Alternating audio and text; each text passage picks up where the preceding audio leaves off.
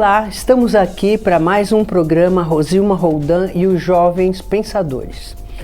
Hoje a gente traz mais uma vez o psicólogo Lucas Leandro, que como sempre vem acrescentar ao nosso dia a dia um pouquinho mais de reflexão e também falar sobre a importância da comunicação. Será que a comunicação ela tem impacto sobre o estresse de cada dia?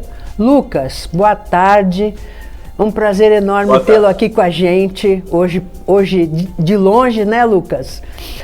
Mas com a mesma vontade de passar conhecimento aí para o povo, né? E você propôs um tema bem interessante e eu já vou passar para você, que é a comunicação na modulação do estresse. Ou seja, o estresse, ele sofre um impacto se a comunicação é ruim, se a comunicação é boa, se a comunicação é efetiva. E como é que isso acontece, Lucas? Ok. Então vamos lá. Muito obrigado novamente pelo convite, a você, o pessoal da equipe e todo mundo que vai assistir. E essa questão da comunicação, você sabe que eu tento sempre trazer temas aqui que eu enxergo no nosso dia a dia como elementos que vão agravando a questão do estresse. Então, como todo mundo já sabe, já tem uma noção, já ouviu por alto, o estresse ele é algo necessário ao nosso corpo, que muitas vezes, por exemplo, nos impele a praticar bem um esporte. Se eu tenho níveis de estresse bem regulados, vai ter algum momento que eu preciso de mais explosão para fazer certas coisas.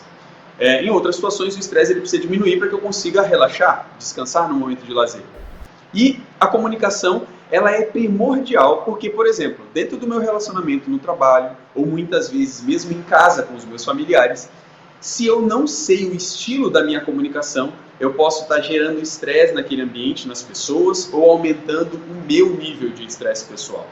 Vamos pensar que essa nossa conversa aqui é a parte 1 sobre como a comunicação pode influenciar no estresse. A gente pode marcar outros desses nossos encontros e falar de outras amplitudes. Hoje eu vou falar de 3 que vão se finalizar em um ponto só, que é o seguinte: comunicação passiva, comunicação agressiva ou comunicação assertiva. A comunicação passiva, ela gera estresse ou aumenta o estresse porque aquela pessoa não consegue, ela não tem elementos para montar aquela expressão que ela precisa trazer para o meio dela. Então ela é aquela pessoa que fica sempre retraída. Ah, não, tudo bem, deixa passar, tá? Só que ela está guardando, ela está remoendo aquelas coisas.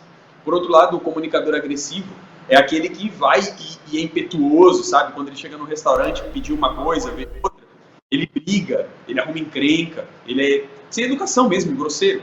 E aquilo também gera estresse no seu ambiente para ele mesmo.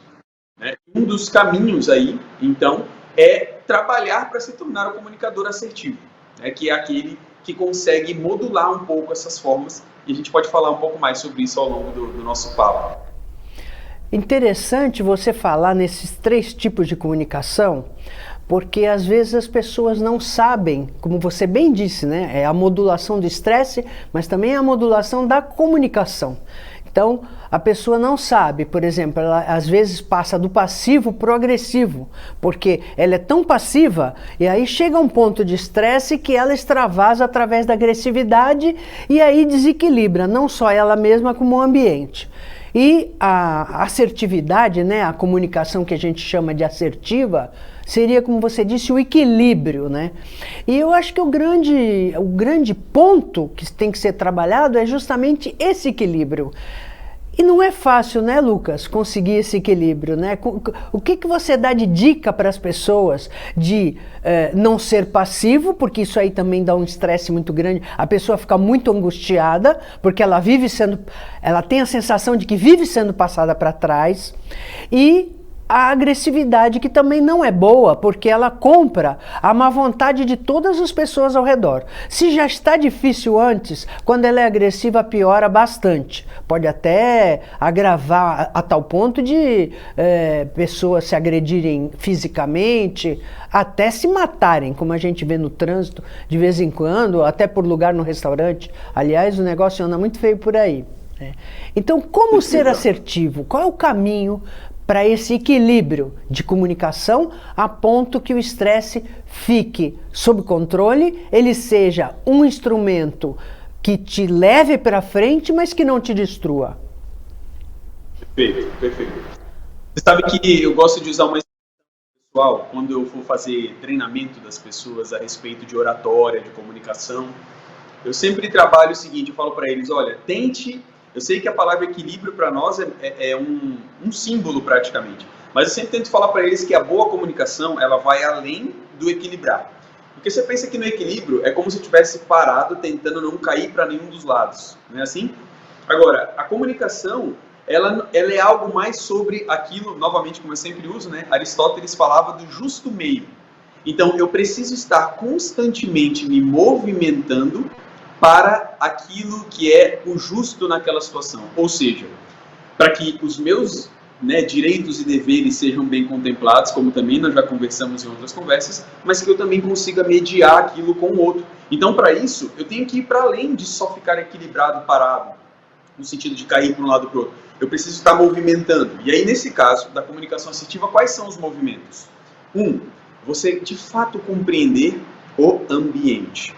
Então, você precisa entender que todo o ambiente pede um tipo de comunicação. Se eu estou, por exemplo, numa igreja, não vai adiantar, ainda que eu me revolte com alguma coisa, eu preciso entender que ali existem tons sóbrios. A própria sobriedade do ambiente me permite resolver problemas sem me exaltar. É diferente, por exemplo, se eu estou jogando um futebol, que às vezes eu preciso ser mais firme ali dentro de campo, e discutir com um árbitro e alguma coisa assim, colocar mais eloquência na minha comunicação ou diante de um adversário, né, e tal, num esporte, uma situação regulada. Então, o ambiente é um dos fatores. O segundo é as motivações que estão naquele ambiente. Então, por exemplo, eu estou em casa. Eu sei que o que motiva meu filho, que é uma criança, ele quer brincar comigo quando eu chego do trabalho.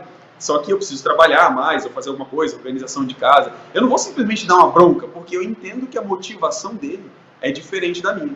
Então, eu percebo o ambiente, eu percebo a motivação daquelas pessoas com quem eu estou me relacionando. E terceiro, sempre, essa aqui é dica de ouro, viu? Essa é dica de ouro. Sempre começar falando o fato da realidade, sem expor as emoções. Se as pessoas se dedicarem na comunicação a de fato não já querer logo de cara falar, mas eu estou me sentindo muito triste, muito mal, e falar só o fato. Olha, você percebe que você trouxe algo errado para mim, senhor garçom, por exemplo, né? Você percebe, filho, que o papai chegou, mas a casa está bagunçada? Aí você não está falando assim da sua emoção. Eu fiquei bravo, fiquei triste. Não, calma, eu estou cansado. Não é para falar isso ainda. Primeiro você fala o fato que está ocorrendo ali e o que precisa ser feito para melhorar a situação. Então, se você se atentar ao ambiente, à motivação e ao fato, sem trazer a princípio toda o ambiente situacional, emocional ali, só trazer o fato friamente a princípio, isso vai te ajudar a regular um pouco mais a tua forma de comunicar. Tá? E isso aí, Lucas, é passível de treinamento, né? Passível de treinamento. Por quê? Porque nós temos a nossa parte instintiva, animal e racional, né? E temos a razão. Só que no primeiro impulso vem justamente o animal, né? Que precisa se defender de uma ameaça, ou real ou suposta, né? Que ele sinta como uma ameaça. Então, como você disse, tem que identificar o ambiente, a motivação e o fato, né? Só que isso aí precisa treinamento, porque você não consegue, assim, sem muito treinamento, você ser tão frio. Porque normalmente, por exemplo, você chega em casa e você tem tarefas com prazo para cumprir, por exemplo. E aí o seu filhinho vem querendo brincar, não viu o papai o dia inteiro, e aí você tem que entender aquilo e conseguir ter uma comunicação efetiva. Isso não é, vamos dizer assim, não é inato, né? O inato é você reagir a quem está, vamos dizer, invadindo seu espaço, né? Na verdade, né? E me diga, isso é passível de treinamento? Porque o ideal seria isso, né? Você simplesmente pôr o seu espaço sem agredir. Olha, eu conheço pessoas que são capazes.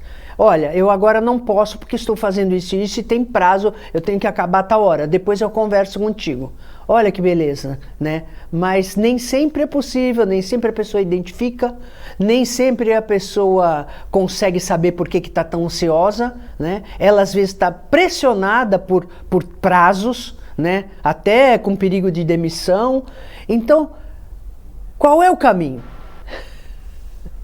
Boa, boa.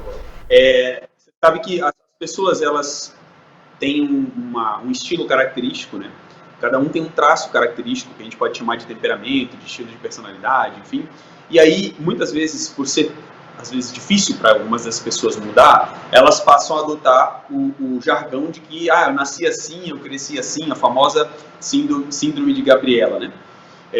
Só que a ciência já deu conta de provar que esses comportamentos estão dentro daquele conjunto que a psicologia chama de habilidades sociais. Então, desde um livro a uma aula, e principalmente aqui eu destaco esse maior ponto, tá? O convívio com pessoas que já tenham esse tipo de domínio vai ajudando essa pessoa que quer desenvolver isso a entender como é que funciona essa comunicação. Vamos pegar um exemplo rápido aqui. Um cachorro morde a mim e a você, hoje de dia, na rua ali.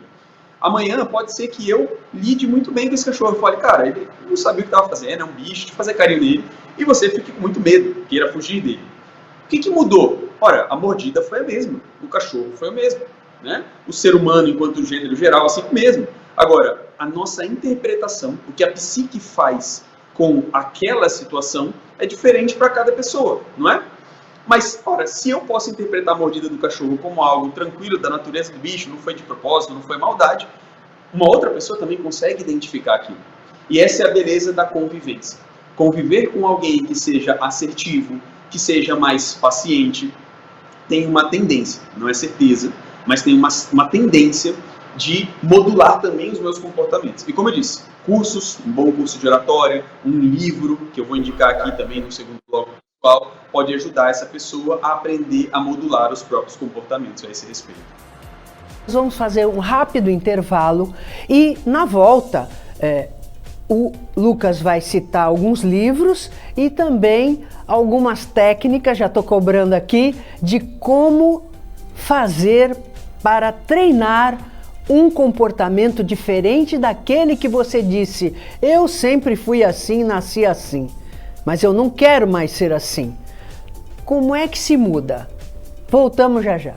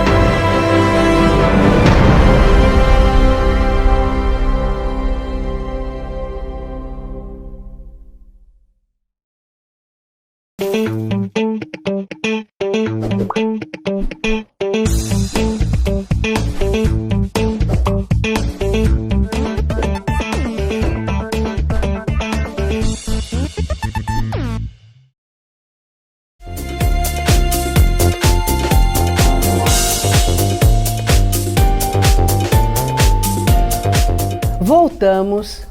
E Lucas, vou jogar para você. Fato e inferência. Os concursos, as seleções para empregos, eles põem certos exercícios de lógica, claro, para detectar que tipo de personalidade, enfim.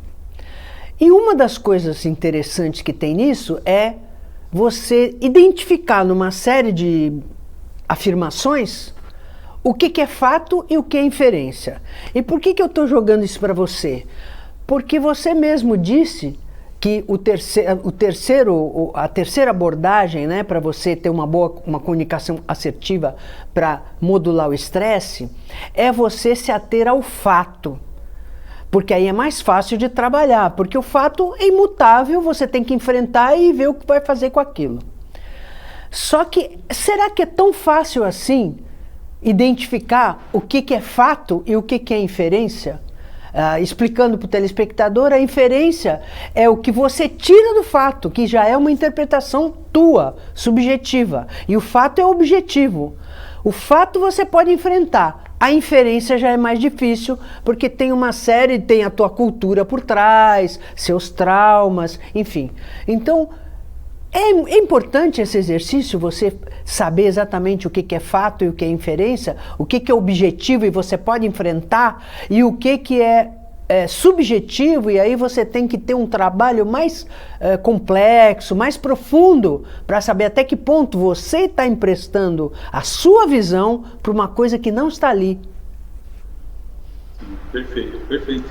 Excelente. Inclusive, é o que faz mesmo com que muitas pessoas se percam, não entender o que é realmente esses fatos e o que ela está colocando ali a mais na situação, para ficar de mais fácil compreensão. Então, um dos exercícios, inclusive, além dos livros que eu tenho para indicar, um dos exercícios práticos é a pessoa treinar a própria escrita.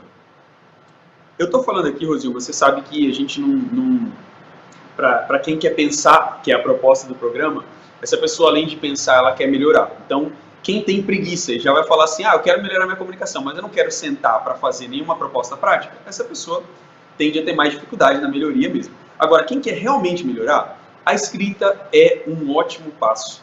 Tem pessoas que escrevem diários, tem pessoas que escrevem, sei lá, sistemas simples de tópicos, de confissão, tem gente que gosta de resumir e fichar os livros que lê e coisas do gênero. Então, a prática da escrita, bem como a leitura, claro, vai ajudar essa pessoa a meio que criar uma espécie de discernimento, porque veja, é praticamente impossível a pessoa conseguir escrever todas as coisas que ela pensa. Veja, imagina a gente chegar na beira de uma rodovia, vai passar diversos carros ali, a pessoa não consegue anotar todas as placas. É assim que acontece com os nossos pensamentos também. Se você parar para anotar, você não vai anotar tudo que vem à sua cabeça. Então, o próprio exercício da escrita, ele já gera uma espécie de filtro. Então, aconteceu alguma situação e essa pessoa, ela está diariamente escrevendo um diário, escrevendo coisas que a chateiam ou coisas que ela tem como planos, vai ajudar, esse exercício vai ajudar com que na hora que ela se indignou com algo, ou na hora que ela precisou se posicionar com algo, se ela tem a comunicação muito passiva, ela consiga filtrar as coisas que ela precisa falar. Então, uma das técnicas para essa pessoa é a questão da escrita, tá? E a leitura também vai ajudando. Aí ela vai diminuindo o nível de inferência, porque ela já consegue escrever aquilo que realmente precisa ser, quer dizer, consegue falar, né? Aquilo que realmente precisa ser falado. Só que para isso ela tem que ter algum tipo de filtro. A escrita é um desses filtros, tá? E um outro apoio que ela pode ter é a própria pessoa com quem ela se relaciona. Então, imagine que entre nós dois aqui aconteceu algum atrito. Muitas vezes, o fato de eu perguntar para você, olha só, um treinamento simples, né? Eu aprender a fazer perguntas. Isso tem muito em curso de oratória, por exemplo. Se eu paro e falo, Rosilma, eu entendi isso aqui, tá? Eu tô muito, sei lá, aí chegou num ponto já que eu já tô falando das minhas emoções, estou muito chateado, tô muito triste com isso que você me fez. Eu entendi isso aqui. É isso mesmo? Você pode me ajudar a clarear esse fato? Se eu tiver pelo menos esse respeito por você de te perguntar, pode ser que você me fale algo e fale, tá, eu não tinha visto dessa maneira. É diferente de eu só sair falando, e você pensa isso, você falar. Então assim, eu já estou inferindo nos seus pensamentos. Vale a pena perguntar também ao outro. Então, exercícios de perguntas também podem ajudar. Isso que você falou é importante, porque aí voltando à história da inferência, né? É difícil, Lucas, você não emprestar as suas vivências, experiências, o seu modo de olhar a vida, tudo que você sofreu, tudo que você achou bacana na sua vida, e você não trazer para uma reação que você tenha com o outro, né? E aí, citando aqui o Dr. Augusto Cury, que é o psiquiatra, ele sempre diz, né, só fere quem foi ferido, né? Então, o papel justamente da psicanálise, o seu trabalho, né, como psicólogo e o próprio psiquiatra, é justamente quebrar essa obrigatoriedade de que se você foi ferido, você é obrigado a ferir e não há o que seja possível fazer. E não é assim, porque se você fere, provavelmente você vai ser cada vez mais ferido, né? É aquela história de que violência puxa violência. Então é importante você entender o que aconteceu com você, né? E daí a psicanálise, que é fantástica nesse ponto, ensinar você a raciocinar sobre isso e impedir o fluxo, né? Que vem para você e você passa a ser um canal de reprodução de um comportamento equivocado, né? E não sei o que você acha, mas a terapia, que todos conhecemos, né? A psicoterapia, mas também o falar sozinho. Falar com o outro, como você falou, perfeito. Você precisa falar com o outro, porque às vezes você está faltando informação para você e você faz um mau juízo do outro. E às vezes ele vem com uma informação importante e que você percebe que não era nada daquilo que você entendeu. Mas também o falar sozinho. Você explicar para você mesmo, né? Ah, mas isso eu faço no pensamento. É diferente. Porque se você tiver o hábito de conversar sozinho, as coisas ficam muito mais claras. Você escuta aquilo e diz, espera aí, o que eu estou falando? É isso mesmo ou não é bem assim? Falar sozinho é coisa de louco. Excelente. Você sabe, tem muito meu que vem no consultório, parece coisa de filme, né, assim, ou brincadeiras da internet, mas é verdade. Tem gente que chega no consultório preocupado porque fala sozinho. Fala assim, não, além de tudo eu costumo falar sozinho, eu vou tentando organizar minha cabeça no dia a dia, aí quando eu me percebo eu tô falando até em voz alta. Isso não é problema, tá? Que eu seja o responsável por fazer. Não é tão simples quanto isso, né? O falar sozinho, pelo contrário, é muito saudável. Quando ele está relacionado a uma série de outros sintomas e tal, aí, ok, está dentro de um quadro. Mas, no geral, né, para nós aqui, falar sozinho é importantíssimo, é isso que você disse mesmo. Também é um estilo de filtro, porque quando você verbaliza, obviamente você ouve novamente aquela ideia, é como se ela circulasse um pouco melhor no teu campo de ideias e reprocessasse no neocórtex, né, a parte tua racional. Então, isso vai ajudando você a elencar, a tirar palavras. Por exemplo, um escritor, ele revisa o texto várias vezes, e uma das vezes primordiais que esse escritor revisa o seu texto é em voz alta. Ele vai relendo em voz alta para ele ver se aquilo cria uma sonoridade, para ver se cria um sentido e também para perceber se aquilo está chegando à pessoa que quer receber aquela comunicação.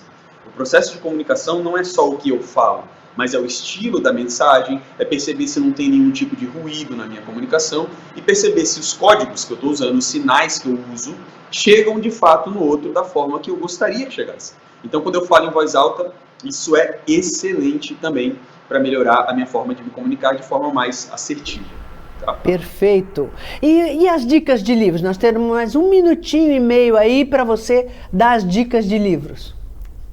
Perfeito. Olha só. Primeiro que a gente chegou a comentar aqui, né, por alto, esse livro vai ser muito bom para quem, por exemplo, Lucas, eu não consigo fazer terapia, né, nesse momento. O livro não substitui, mas ajuda muito, chamado Comunicação Não Violenta. Se eu não me engano, é Marshall Rosenberg, o nome do autor. É um livro sobre comunicação não violenta, assim, excelente para casos terapêuticos e no geral. Como Fazer Amigos e Influenciar Pessoas, é um livro muito conhecido, inclusive um best-seller aí da autoajuda, assim, mas é um livro muito, muito bom. E O Poder do Subconsciente, que é do Dr. Joseph Murphy. O cara, assim, entende muito sobre aquilo que fica armazenado em nós, que muitas vezes a gente não sabe colocar no dia a dia, né? E eu acho que a técnica principal que eu deixo, além desses livros, é tanto quando você estiver lendo esse livro, ou fazendo um curso, ou vendo uma entrevista como essa, você tentar aplicar a sua escrita, né, as suas motivações, o que você deseja alcançar, com quem você convive, o que você gostaria de expressar para o mundo que você não consegue, né? Então, escrever sobre essas coisas vai te ajudar a criar um bom filtro, a princípio, sempre pelos fatos, e depois complementando com o que você sente a respeito daquilo que acontece. E aí eu acredito que as pessoas podem começar um processo de uma melhor comunicação.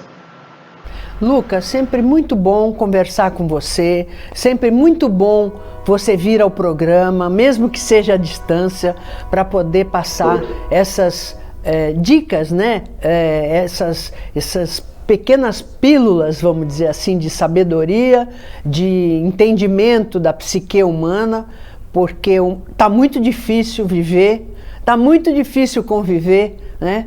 O mundo está muito acelerado, não dá tempo da gente pensar sobre as coisas e muitas vezes a gente, no impulso, pode estragar um relacionamento, uma amizade, até a nossa própria imagem. Então eu te agradeço muito, sempre que você vem aqui, eu trago você aqui com muita satisfação, porque eu tenho certeza e eu tenho recebido vários comentários sobre os seus programas que ajudam muita gente.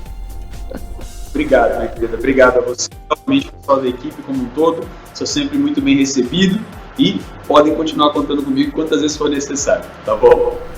Espero que vocês tenham gostado do programa de hoje, esperando estar novamente com vocês sábado que vem às 15 horas, com reprise segunda-feira às 17h30, lembrando que pomos sempre todos os programas que passam pela TV Com Santos e pela TV Com Brasil no nosso canal do YouTube Jovens Pensadores.